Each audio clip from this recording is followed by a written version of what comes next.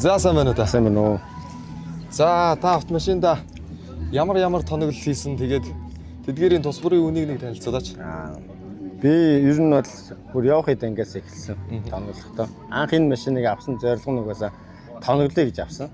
Тэгээд тоногуудыг судалж байгаад машинаа захиад тэгээд тоногнуудаа захиад шинэ машинаа эрэнгүүт юмнуудын солиод шууд тоноглож ирсэн.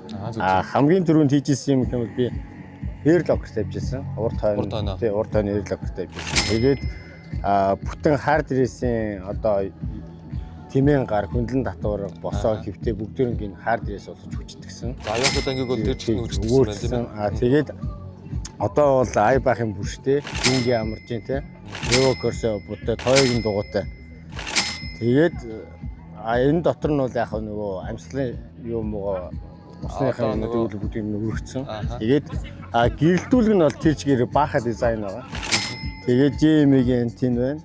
За тэгээд ер нь бол энд бол яг одоо хамгийн сайн үйлдвэрлэгч aftermarket тоног үйлдвэрлэж байгаа үйлдвэрийн бүх юмнуудыг энэ машин тавья гэсэн анхнаасаа тийм концепттойгоор хэлсэн. Тэгээд ер нь бол тэр зорилготой хүрсэн гэж бодож байгаа. Тэгээд эндээ яг хөө ингээд бэс ракийн давцсан байна. За ингээд нэмэлт гэрлүүд байна. Энэ алукабын маунт байна.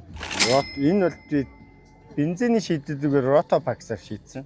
Ротопаксын бензиний савнууд байна. За ийшээ одоо тэгэхээр энэ бол тэгэхээр би нэг том дугуй обууд яагаад ашиглаж байгаа учраас хаалганд чимээ орох нэг тийм асуудал байсан. Тэгээд тэр асуудлаа би борховдон дээр дугуй тогтоодог шийдлээр шийдээд энэ дээр нь болохоор шаврын давцсан бусад одоо усны багшны сав эднүсийг байрлуулад энд нь болохоор энэ жоох юм ингээд босоо маягаар ингээд снэк идэх юм уух тавих зориултай юм тавиртай юм исэн. За энэ дээр нь болохоор баха дизайны RTL гэдэг одоо уралдааны загварууд дээр их ашигладаг.